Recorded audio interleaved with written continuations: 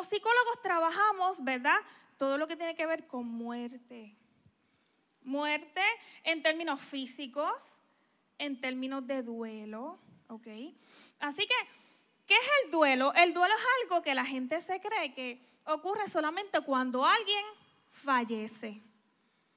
Pero la realidad es que no. El duelo suscita ciertas áreas como todo lo que tenga que ver con pérdida, ¿ok? Si usted ha perdido muchas cosas, usted está en un duelo.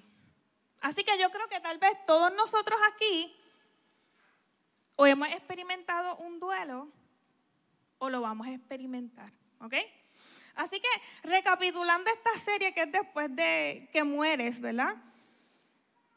Durante todo este tiempo, jueves, domingo de este mes de mayo, se establecieron los siguientes puntos y quiero recapitular para que usted recuerde más o menos lo que estuvimos trabajando. La eternidad determina cómo vivirás en el hoy. La eternidad determina cómo vivirás en el hoy. Esta fue una de mis citas favoritas. Sin Jesús vives una vez, pero mueres dos. Con Jesús mueres una vez, pero vives dos. Esa fue mi cita favorita. Si no aceptas la realidad del infierno, nunca aceptarás la gloria del evangelio. Hay que dejar morir las cosas que no le agradan a Dios. Él está de mi lado, pero debo alimentar mi espíritu. Y la última, valora más la persona en quien te estás convirtiendo que al lugar a donde quieres llegar. Así que, recapitulando esas áreas, hay cosas que son bien inevitables en nuestra vida. Vamos a envejecer, nos salen arrugas, ahora gracias a Dios hay botox, hay neuromoduladores, hay rellenos para que eso no se vea tan visible, pero esas cosas están ahí, ¿ok? Hay cosas que pudiesen ser hasta inevitables, un accidente de carro, tengo que ir para la universidad. Yo hablaba con una adolescente hace 2 semanas en mi oficina que me decía, ay doctora, yo estoy bien preocupada. Y yo, ajá, cuéntame, ¿cuál es tu preocupación? Es que yo no quiero crecer. Y yo, ay, yo tampoco quería crecer. Yo creo que cuando tenemos 12, 13 años, ya uno quiere, se ve en un apartamento viviendo solo, pagándose las cuentas. Y ahora cuando uno está de este lado, no aguanta, te coge lo suave porque esto está complicado. ¿Qué otras cosas inevitables? El malvete del carro. ¿Qué otras cosas inevitables? Hacienda. Qué dolor en abril. ¿Qué otras cosas inevitables? Tristemente la muerte. ¿Okay? Así que por eso esta noche yo titulé esta reflexión, prédica, psicoeducación, yo no sé cómo usted le quiera llamar, pero lo que voy a hacer aquí, cuando llega lo inevitable. Cuando llega lo inevitable. Así que hay ocasiones, ¿verdad?, que uno como psicólogo, nuestros mayores miedos cuando empezamos a estudiar, ¿y si el paciente me dice que se quiere morir? Yo me moría. Cada vez que yo estaba haciendo mi práctica y yo iba por ahí haciendo esas preguntas de que tú has pensado en morirte o has pensado en suicidarte, ese era de mis peores miedos. Pero revalido, nunca me pasó con un paciente práctica y cuando llegué a mi primer trabajo, un hospital psiquiátrico, donde hay 29 pacientes diariamente en el área de adultos, 10 en el área de adolescentes y el 80% de ellos han tenido intentos suicidas, ideas homicidas de hacerle daño a alguien más. Así que son cositas, ¿verdad?, que pudiesen pasar por desapercibido, pero realmente son bien inevitables. Así que un duelo es un proceso psicológico que se produce tras una pérdida, ausencia, una muerte o abandono. Todo lo que signifique pérdida es un duelo. La gente cree que el duelo es algo cuando alguien fallece. Yo estoy en duelo porque se murió mi papá, porque se murió mi mamá, porque se murió un mejor amigo, pero no. ¿A usted lo botan del trabajo? Es un duelo. ¿A usted lo ponen en probatoria en la universidad? Si le interesa, es un duelo. ¿Se murió un perrito? Es un duelo, ¿ok? Tengo que hacer una mudanza, es un duelo. ¿Me cambiaron de trabajo? es un duelo. Usted tiene problemas en el matrimonio y encontró unos mensajes extraños, eso es un duelo. ¿Usted sabe por qué? Porque murió la confianza. Así que yo creo que por mucho o poco, aquí hemos tenido un duelo. ¿Ve? Así que, sentado a las bases en esa área, hay ocasiones, ¿verdad?, que nosotros quisiéramos reconocer cómo trabajar un duelo. ¿Bien? Claro, la Biblia sostiene muchas áreas de duelo que hicieron cada ciertos personajes en el duelo. Pero antes de entrar en esa área, yo quiero compartirles unas estadísticas bien importantes. En el 2012 se hizo un estudio del perfil de la persona que estaba en duelo. Y a usted como que ahora yo voy a empezar para que usted empiece como que a acomodar ciertas cosas, porque son cosas que no conocemos y que eventualmente van a ser inevitables, ¿ok? Solo la mitad de las personas que pasan por un duelo buscan ayuda. Solo la mitad de las personas que están pasando por un duelo buscan ayuda. Y solamente el 30% de las personas culminan su proceso de terapia. Así que de cada 10 personas, 5 buscan ayuda y solamente 3 culminan el proceso. Otro dato importante, las mujeres tienen una alta predisposición a experimentar más el duelo que el varón. Y usted dirá, ¿por qué? Ay, es que las mujeres son hormonales, ay, es que somos emocionales, somos histéricas. No, la razón es neurológica. Nuestros patrones de emociones en las mujeres hacen que tengamos más predisposición a poder dialogar mejor. Si usted dialoga mejor, más emocionalidad, por tanto, un duelo más severo. Bien, esto no tiene que ver con hormonas, volvemos, tiene que ver con mi cerebro. Así que las mujeres están bien predispuestas a experimentar duelo. El duelo se sufre más cuando su hijo fallece o la pareja fallece. Claro, esto puede variar, depende de la cultura, de las personas, pero el duelo se sufre más por un hijo o por la pareja, esposo, esposa, porque es un proceso bien complicado despegarse, ¿ok? Importante, los que iban al psicólogo o a consejería cristiana antes del duelo tienen más factores de protección. Así que si usted viene a consejería, usted asiste a la iglesia o va a psicólogo, cuando usted experimenta un duelo, ya usted tiene un factor protector. Así que científicamente hablando y bíblicamente hablando, si usted tiene fe, asiste a la iglesia, tiene consejería psicológica o cristiana, usted va a experimentar un duelo menos doloroso. Lo establece tanto la Biblia como la estadística y el aspecto científico del proceso. Hay gente que me dice, Angie, doctora. El doctor a veces como me da como piquiña. Me dicen, ¿realmente el duelo es tan complicado? Sí, el duelo es bien complicado. Pero que se puede trabajar, también se puede trabajar. Así que yo no sé si usted le da por pensar que el peor duelo es el de un hijo. Yo creo que en estos momentos yo quiero hacerle un paréntesis bien grande. Si la ciencia establece que el peor duelo es perder a un hijo, yo creo que Dios a ti te entiende.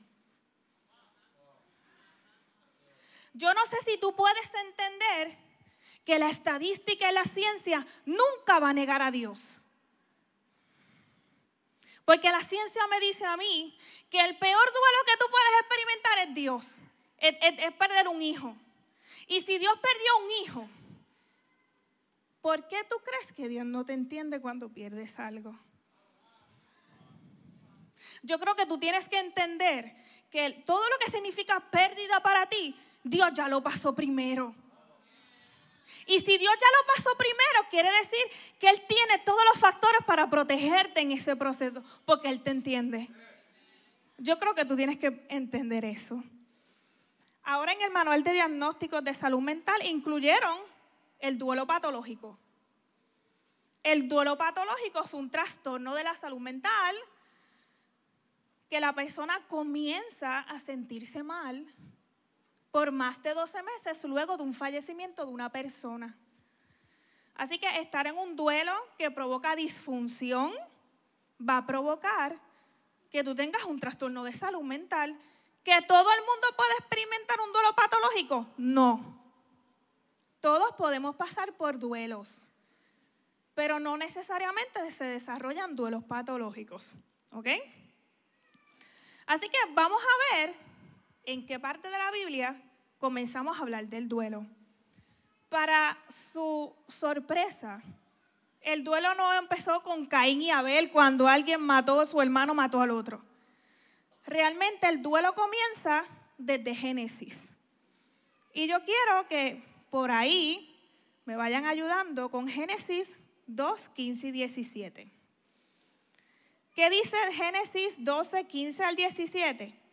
Dios el Señor tomó al hombre y lo puso en el jardín del Edén para que lo cultivara y lo cuidara. Dios el Señor le ordenó al hombre: puedes comer todos los árboles del jardín, pero del árbol del conocimiento del bien y del mal no deberás comer. El día que de él coma, sin duda morirás. Aquí está ocurriendo un preduelo, porque a ti ya te están diciendo que si tú haces algo, tú vas a morir. Lo está diciendo ahí. Aquí te está diciendo que si tú actúas basado en una mala instrucción, vas a morir. Por tanto, aquí no estamos hablando de una muerte física. Aquí estamos hablando de una situación. Aquí estamos hablando de un aspecto espiritual. Aquí estamos hablando de posición. Así que si tú tenías una posición antes y ahora no la crees, tú estás experimentando un duelo. Hay ocasiones en que viene el enemigo a zarandearte, a decirte: ay, tú fuiste a la iglesia, pero dejaste de ir. Ese aspecto de que tú sientes que perdiste una posición, ya tú estás en el duelo. Y hay que tener cuidado con eso. También habla del duelo por padre, en Génesis 50, del 1 al 3, que nos dice: entonces José se abrazó al cuerpo de su padre. ¿Y qué? ¿Y qué? No me gusta llorar. Lo peor que usted puede hacer, el que vino al panel sabe de lo que yo hablé del llorar. Si no, entra a YouTube y vuelve a ver el panel. Y llorando, lo besó. Luego ordenó a los médicos a su servicio que embalsamaran el cuerpo, y así lo hicieron. El proceso de embalsamarlo tardó unos 40 días. Quiere decir que estas personas estaban por 40 días experimentando un luto físico. Por 40 días, que es el tiempo requerido. De mis historias favoritas. ¿Por qué? Ahora vamos con Job.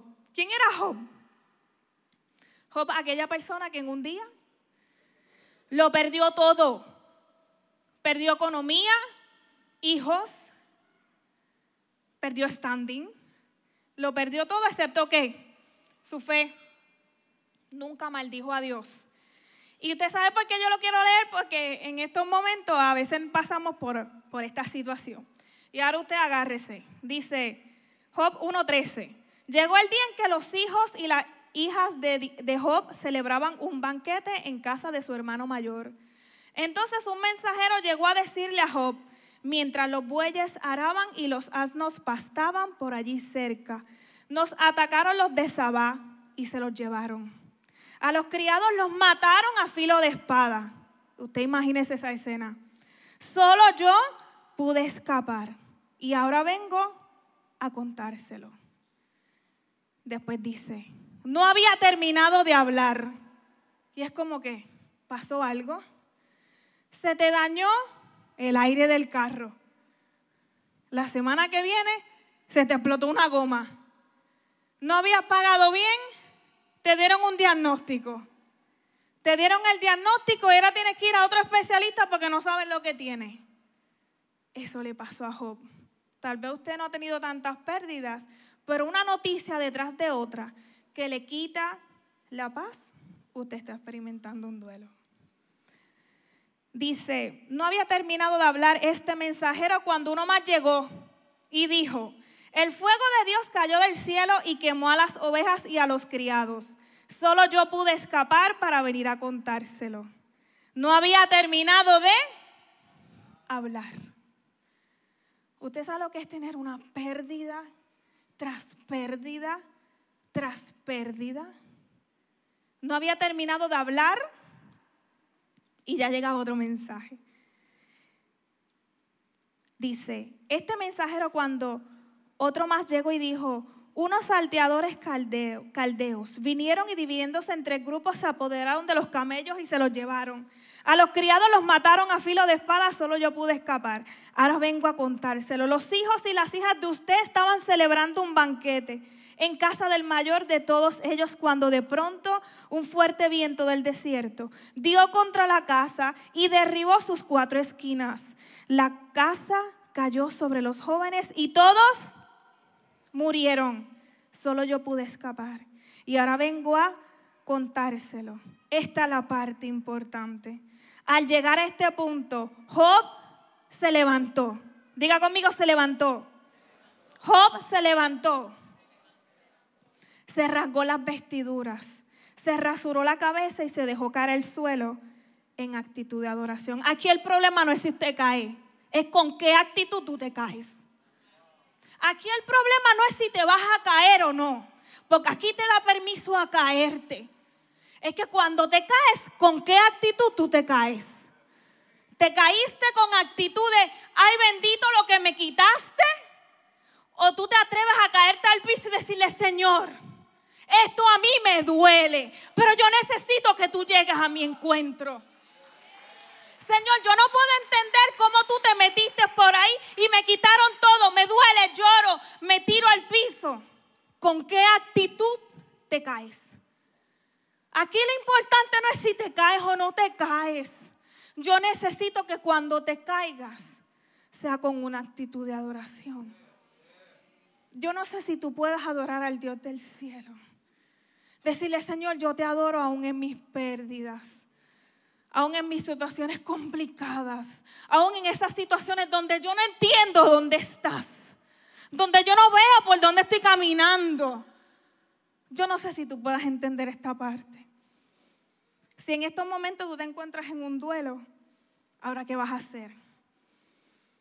Es reconocer en qué etapa estás. Y ya entramos en cosas psicológicas. Así que si mi amiga Katia me ayuda allá arriba. Aquí ya tenemos las 5 etapas del luto. Y vamos a correrlas por ahí rapidito. Dice crisis, negación, enojo, depresión, aceptación y aprendizaje. Porque hay una línea entrecortada, porque hay personas que pasan por una crisis, lo aceptan y ocurre un aprendizaje. Son las menos. Así que el duelo es necesario que usted entienda en qué etapa usted se encuentra. ¿Ok? Así que, ¿qué nos dice? Si usted está experimentando una crisis, usted llore todo lo que tenga que llorar. Usted llore todo lo que tenga que llorar. Le dieron una mala noticia, llore. El 83% de las condiciones de salud física y médicas se desarrollan porque la gente no llora. Usted no tiene diabetes porque tenga genética por ahí, usted coma mal, sí, esos son factores. Pero como usted no sabe manejar emociones, no le enseñaron a llorar, usted se enferma. Y usted dirá, ¿es rayo diabetes? ¿Por qué? Hígado graso, ¿por qué? Hipertensión, ¿por qué? Porque el exceso de azúcar en la sangre es diabetes. El exceso de azúcar en el corazón, hipertensión. El exceso de azúcar en el hígado, hígado graso. El exceso de azúcar en la piel, dermatitis. Exceso de azúcar en los huesos, osteoartritis, osteoporosis. Exceso de azúcar en su cerebro, trastornos de salud mental, demencias, Parkinson, Alzheimer, autismo y puedo seguir. ¿Por qué eso pasa? Todo lo que tenga que ver con azúcar. Porque el cortisol, que es la hormona del estrés, es un glucocorticoide que lo hablé en un momento dado. Si usted no llora, usted no libera cortisol. Por tanto, usted se enferma por no llorar, no tanto por lo que come. Es importante alimentarse bien porque eso es parte de nuestra salud física y emocional. Pero el día que usted entienda que cada vez que a usted le pasa algo, usted llore, eso es lo mejor que usted puede hacer. Llore todo lo que tenga que llorar. Eso no es nada malo. Eso no es nada complicado, aunque llore feo. No mires para el lado. Eso es acá entre tú y yo. ¿Okay? Así que llore todo lo que tenga que llorar. Le voy a dar una experiencia que yo tuve. Como psicólogos nosotros tenemos que aprender a dejar nuestros pacientes en la oficina. Tenemos que aprender. No siempre se nos da. No siempre se nos da. Llega un paciente a mi oficina. Él es médico. Y él llega porque su esposa tiene un cáncer bien agresivo. Y él me dice, doctora, yo vengo aquí porque yo lo que quiero es un milagro. Y yo digo, yo conozco al Dios que hace milagros, pero eso no me compete a mí. Vamos a trabajar el proceso. ¿Qué tal si enfocarnos en el milagro de tener un negativo? No se nos da, pero ¿qué tal si nos enfocamos en esos milagros pequeños que ocurren todos los días? Todavía está respirando, de vez en cuando se para, de vez en cuando cocina. Así que vamos a enfocarnos en ese milagro diario, no en el milagro grande, porque a veces nos desenfocamos. Comenzamos en este proceso terapia familiar con sus hijos, con la esposa, así que ella se convirtió en mi paciente, una paciente de cáncer terminal. Un domingo, yo nunca me llevo el celular de la oficina para mi casa, ese día me lo llevé. Chequeo los mensajes, fulana acaba de fallecer. Los que estaban conmigo lo saben, me destruí. Lloré como usted no tenga imaginación. Si ese fue mi dolor, yo no me imagino sus hijos, ni su esposo. Así que me dijeron el día de la funeraria, yo terminé todos mis pacientes, me estacioné en la funeraria, me voy a bajar porque soy psicóloga, voy a trabajar con la situación y me dio un ataque de llanto que yo no le puedo decir. Estuve 30 minutos intentando bajarme, con un taco aquí, porque era algo tan complicado para mí. Así que yo sé lo que también es experimentar un duelo complicado. Aun cuando no era familiar mío, la sufrí y la lloré. Y todavía cuando se lo digo, trago hondo, gente. Así que de ese espacio a llorar. Hable sobre la muerte y lo que siente. Usted tiene que hablar sobre lo que usted siente. Me siento mal, me siento triste, me siento cabizbajo. Siento que me hace falta. Acepte que se siente en duelo. No, esto a mí no me afecta. Él falleció, pero yo estoy bien. Mentira. Acepte que está en duelo. Porque si usted no lo acepta, va a ser más complicado para usted. Y entonces a mí me han preguntado que cuál es el peor duelo. Ya hablamos que el de los peores duelos es que su hijo fallezca. Pero no hay peor duelo que el que no se hace. No hay peor duelo que el que no se hace. Si usted no hace duelo, usted nunca va a sanar ese fallecimiento, esa pérdida o esa situación. Si usted no lo experimenta, no va a sentir sanidad. Para que usted le dé espacio a la sanidad emocional, psicológica y de su cuerpo, usted tiene que experimentar el duelo. Así que no hay peor duelo que el que no se hace. Entonces, ¿cómo se ve esto? Tengo un duelo, no lloré, seguí para adelante, falleció lunes, miércoles estoy trabajando, todo está chévere. Ay, tú estás tan fortalecido, mira qué bien te ves. Tenga cuidado. Un año después, ay, yo vengo porque yo fui a gastroenterólogo, yo fui a psiquiatra, yo fui a ginecólogo, a urólogo, a todo el mundo. ¿Y qué pasó? No me encuentran nada. Yo no sé qué es lo que a mí me pasa porque todo está bien. Lo que la boca calla, el cuerpo lo grita. Lo que la boca calla, el cuerpo lo grita. ¿Y cómo lo grita? Con condiciones de salud físicas, con condiciones de salud médicas. Lo que la boca calla, lo que los ojos nos sacan en lágrimas, se convierte en condiciones de salud física y eventualmente mentales. ¿Ok? Importante. Cuídese de forma física y acepte ayuda de otros. No me traigan la comida, ya yo cociné. Acéptela. No tengo que... Estoy bien. No sea orgulloso. No, entonces usted se pone como humilde, como chiquitito. No, como que yo estoy bien. No. Pida ayuda. Importante, con los niños, sea honesto. Ay, es que papá, Dios se lo llevó porque necesitaba un ángel. No sea mentiroso. Dios se lo llevó porque necesitaba un ángel allá arriba. Mentira. No sea mentiroso. Tampoco le diga, es que Dios lo mandó a buscar. Ese no es el Dios que yo conozco. No haga esas cosas. Ay, es que él se acostó a dormir. Mentira también. Porque entonces después el pobre muchacho cree que la persona va a regresar y me lo mandan a la oficina. Y doctora, que él está teniendo pesadillas porque tú fuiste embustero. Porque tú eres mentiroso. Así que sea honesto. Tiene que ser honesto. Así que usted se tiene que agarrar ahora.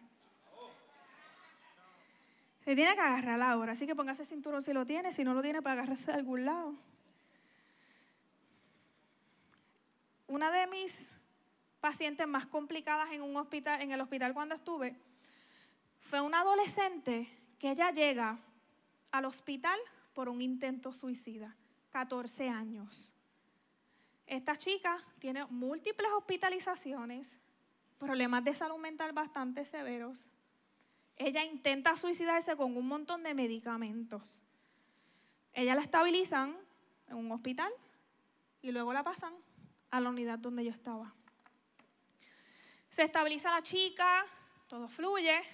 Al otro día yo llego bien emocionada. Yo creía que era cool. La mano derecha del psiquiatra. Me la sé toda. Y me dice, Mercado, ¿qué pasó? Tienes que ayudarnos con algo. Y yo, ajá, ¿qué pasó? ¿Tú sabes la nena que vino ayer? Sí. ¿Que intentó suicidarse? Sí. Es que pasó algo, ajá, pero dime, ¿qué pasó? Es que no sé cómo decirte. Y yo, pues, ¿y cómo yo te ayudo si no me sabes decir? Le da 20,000 rodeos encima. El empleado se pone a llorar y yo digo, ok, esto es serio. Llamaron del hospital que su mamá acaba de suicidarse.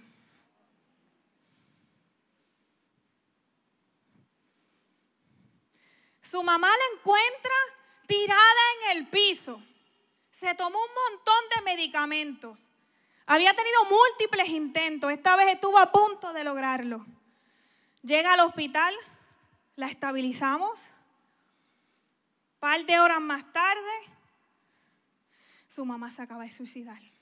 Su papá no está presente. No hay nadie que se quede con ella y el departamento de la familia se la va a llevar. ¿Qué vamos a hacer con ella? Tragué hondo de nuevo.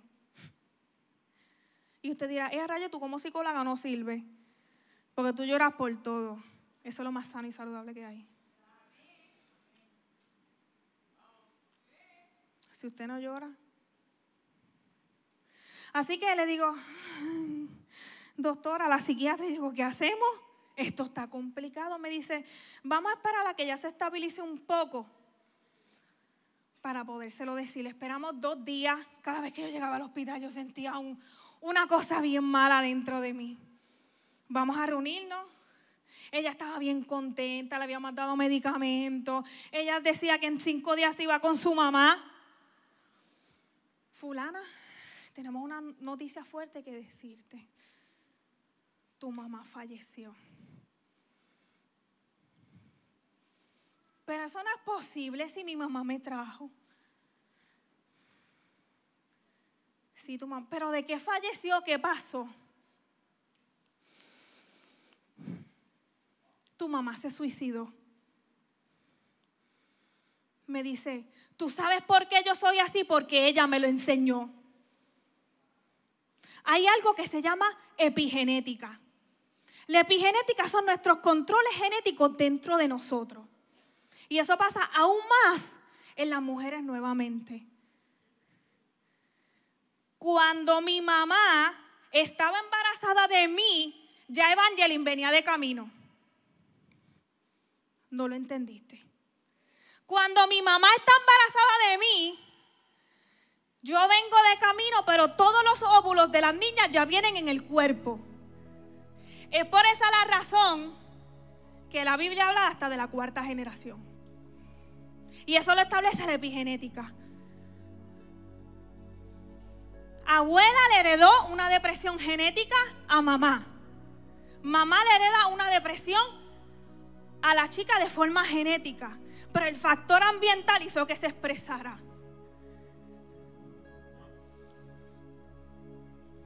Epigenética. Esa es la razón. Porque está mi mamá, estoy yo, está Evangeline.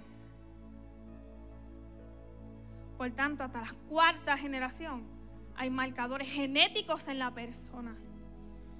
Por eso yo vengo a decirte hoy, la forma en cómo afrontas la muerte ahora determinará cómo vivirán tus generaciones. La forma en cómo afrontas la muerte ahora determinará cómo vivirán tus generaciones. Si tú estás constantemente pensando en que te vas a morir, tú se lo heredas a tus hijos. ¿En dónde? En el material genético. No te estoy hablando de maldiciones generacionales, que por ahí es que va el asunto. Si tú estás constantemente depresivo, depresiva, tus generaciones lo van a experimentar. Si desde ahora tú haces un duelo, un luto complicado, tus generaciones lo van a hacer así y más. ¿Cómo estás afrontando tú la situación? ¿Cómo le estás modelando a tus hijos la pérdida? No se habla nada en la casa de cuando alguien fallece. Se dicen mentiras, se esconde, se tergiversa el asunto. Así que yo quiero aliviarle una incertidumbre a alguien. Y esto es de mi corazón para algunos de ustedes. Yo lo sentí bien grande en mi corazón. Justo antes, y esto es algún dato científico, justo antes de que alguien fallezca, el cerebro empieza a experimentar cambios. El cerebro empieza a cambiar. Empiezan a haber unas oscilaciones neuronales. ¿Y qué es eso? Que las ondas cerebrales empiezan a cambiar porque la persona empieza a fallecer, su corazón se está parando poquito a poco. El último sentido que se pierde es el de la audición. Así que si usted va al hospital y alguien está falleciendo, háblele, porque él lo está escuchando. Si usted tiene que decirle te amo porque usted se sintió mal porque nunca se lo digo, dígaselo ahí. Pero entonces el cerebro empieza a tener unas oscilaciones diferentes. Y escuche esto.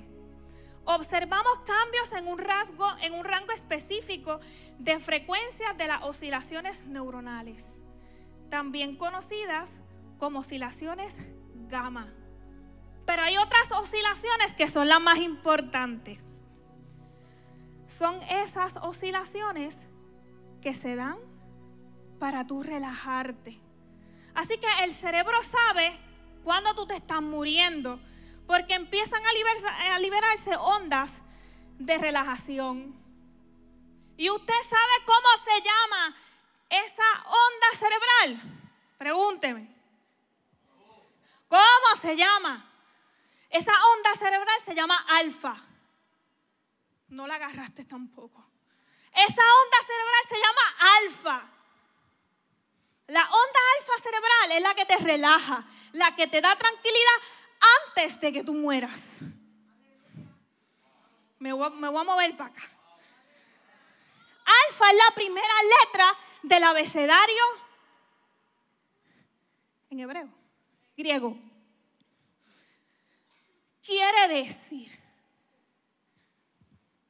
la última letra es la omega, el final. Por eso en Apocalipsis me dice a mí que Él es el alfa y el omega, el principio y el final. Cuando tu cerebro entiende que te estás muriendo, te da una onda alfa para relajarte. Tu cerebro entiende que te estás muriendo. El último suspiro se da con la onda alfa. Entonces no es casualidad que Dios sea nuestro alfa y nuestro omega, nuestro principio y final. Cuando tú crees que estás en el final, el último suspiro, ahí es que empieza tu principio en la eternidad.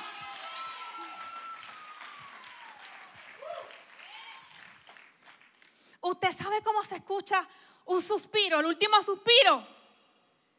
Yahvé. En tu último suspiro tú declaras quién es el Cristo. Tú declaras quién es Dios. Tú declaras quién fue tu principio y tu final.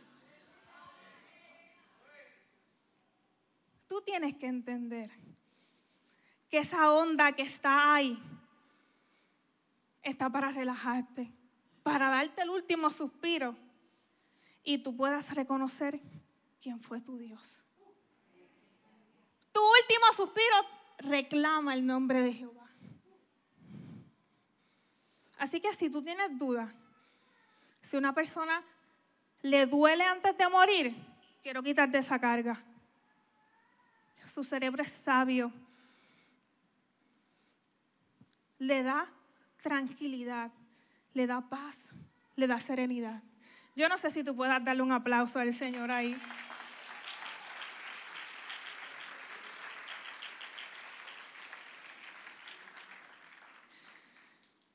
Cuando usted se sienta mal, celebre y honre a la persona. No es que no la llore, no es que la idolatre tampoco. Es que usted la celebre, la honre. Se acuerde de alguien y lo honre. Le voy a dar un ejemplo. Mi abuelito falleció 2 días antes de morir, 101 años.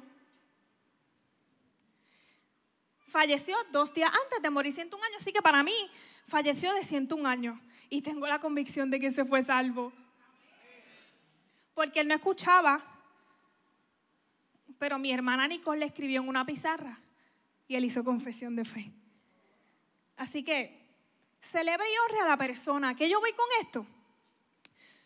Que cuando yo miro el rótulo de mi oficina, mi nombre dice Angelibet Mercado. Y él me decía, ¿cuándo tú te gradúas? ¿Cuándo tú terminas? Ay, nena, tú no te cansas, que llevas tantos años estudiando. Ay, tú me avisas, porque él era loco regalando chavos. Tú me avisas para darte unos chavitos. Él nunca vio mi oficina, nunca. Pero él me dijo a mí que me iba a dejar unos chavitos para algo. Y cuando yo fui a abrir mi oficina, mi tití me dice, tu abuelo te dejó un dinero. Esto para que tú pongas algo en tu oficina. ¿Para qué yo utilicé ese dinero? El rótulo que dice a la doctora Angelibet Mercado. Mercado era su apellido. Así que yo lo honro todos los días. Cuando me acuerdo que gracias a su apellido, el apellido de mi papá, ahí hay uno. Honre a la persona. No la idolatre, ni haga como que ya no la recuerda. Eso es un aspecto importante. Y con esto yo quiero terminar. Dígale al que está a su lado, me van a cambiar la perspectiva. Dígaselo como que va a dormir ahorita. Me van a cambiar la perspectiva. Y ahí me van a ayudar allá arriba. En Juan 11 tenemos la historia de Lázaro. Porque si vamos a hablar de duelo, tenemos que hablar de un muerto. Casi siempre, ¿ok? Así que en Juan 11 hay una historia de Lázaro. Y usted sabe que yo le voy a quitar el papel protagónico a Lázaro. Porque él no era... Déjame disfrazarlo. Él era el protagonista, pero hay un segundo protagonista que nunca se mira de ahí. Así que te vamos a cambiar la perspectiva. ¿Recuerdan lo que hablamos de las etapas del duelo? Que estaba la crisis. Si me lo puedes proyectar por ahí, Katia, mi amor. Ahí. Crisis, negación, enojo, depresión, aceptación y aprendizaje. Hay una historia de la Biblia que tiene ese mismo orden. Y lo vamos a hablar. En Juan 14. ¿Qué me dice ahí? En Juan 11, 14 dice: por eso les dijo claramente, Lázaro ha muerto. Y por causa de ustedes me alegro de no haber estado allí, para que crean. Pero vamos a verlo. Allá ocurre una crisis. Lázaro ha muerto. ¿Y qué es lo otro que dice? Es que de verdad que Jesús está pasado. Dice, y por causa de ustedes me alegro de no haber estado allí. Brother, como tú te estás alegrando de que tu amigo se muriera. ¿Ok? Así que dice, pero vamos a verlo. Luego, vamos a Juan 11, 12 al 13. Primera parte, crisis. Ocurre una crisis. Lázaro acaba de fallecer, acaba de morir. Después, ¿cuál es la segunda etapa? Negación. Juan 11, 12 al 13 dice, Señor, respondieron sus discípulos, si duerme es que va a recuperarse. Jesús hablaba de la muerte de Lázaro, pero sus discípulos pensaron que se refería al sueño natural. ¿Tú estás negando que Lázaro se murió? ¿Ocurre una crisis, Lázaro se murió? Lo estoy negando. No, pero es que yo creo que tiene que estar. No, espérate, brother. Lázaro se murió. Lo estoy negando. Tercer aspecto, el enojo. En Juan 11, 28. Dice, dicho esto, Marta regresó a la casa y llamando a su hermana María, le dijo en privado, el maestro está aquí y te llama. Cuando María oyó esto, se levantó rápidamente. Bien pendiente, se levantó rápidamente y fue a su encuentro. Jesús aún no había entrado en el pueblo, sino que todavía estaba en el lugar donde Marta se había encontrado con él. Jesús siempre se queda donde tú lo dejaste. Tampoco la agarraron, hoy tienen sueño. Jesús siempre se queda donde tú lo dejaste. Déjame ver por dónde iba, se me fue. Los judíos que habían estado con María en la casa, dándole el pésame a ver que se había levantado y había salido de prisa, la siguieron pensando que iba al sepulcro a llorar. Cuando María llegó a donde estaba Jesús y lo vio, se arrojó a sus pies y dijo, Señor, si hubieses estado aquí, mi hermano no habría muerto. Ella le dijo con enojo, Señor, si tú hubieses estado aquí, él no se hubiese muerto. Señor, si tú hubieses llegado antes, yo no me hubiese divorciado. Señor, si tú hubieses llegado antes, yo no hubiese perdido mi casa. Enojo. ¿Y Jesús qué hizo? Te da permiso a experimentar enojo. Tú te puedes enojar. Te puedes enojar. Seguimos. La otra etapa, depresión. Aquí no quiero decir que un personaje está en depresión, pero sí son síntomas de que alguien está triste. Me dicen Juan 11:33, al ver llorar a María y a los judíos que la habían acompañado, Jesús se turbó y se conmovió profundamente. ¿Dónde lo han puesto?, preguntó. Ven a verlo, Señor, le respondieron. 35. Jesús lloró. Jesús no le dijo, María, ¿qué te pasa? Deja el coraje. Jesús experimentó el enojo con ella y lloró con ella. Si usted no sabe qué hacer en un duelo, llore con la persona. Si usted no sabe qué decir, no diga nada y llore con la persona. Si usted no sabe qué hacer, siéntesele al lado y dígale, estoy aquí, no sé qué decirte, pero aquí estoy. Jesús lloró. Eso te da toda la puerta abierta para que tú llores. Importante. Y ahí, Katia, ese es el cue tuyo del cuadro que me preguntaste. Yo quiero que usted vea algo. Este cuadro que está aquí. Esta era la tradición judio-cristiana cuando alguien fallecía. Cuando alguien fallecía, los familiares más cercanos se quedaban en la casa, se sentaban en un banquito pequeño para llorar. Y la persona no se podía parar porque estaba en duelo. ¿Qué hizo María cuando supo que Jesús estaba allí? Se levantó rápidamente. Porque cuando tú sabes que Jesús llega a tu encuentro, tú tienes que levantarte rápido. Tú tienes que ir a correr a donde el maestro, aunque le digas que tienes coraje. Se levantó rápidamente. Pero bien importante, cuando tú estás en esa posición, tú casi no respiras. El aliento no te llega. Tus pulmones se comprimen. Empiezas a sentir que el corazón late rápido. No puedes respirar más. En esos momentos, el cerebro empieza a enviar señales de que algo mal está pasando. Jesús vino a resucitar a Lázaro, pero también vino a evitar que María se muriera. Porque mientras ella está en esta posición, su cerebro no recibe oxígeno por cómo está llorando. Sus pulmones se comprimen. Y como sus pulmones se comprimen, el oxígeno no llega al cerebro. Si el oxígeno no llega al cerebro, hay muerte cerebral. Jesús no llegó tarde a resucitar a Lázaro. Jesús vino a evitar que María se muriera.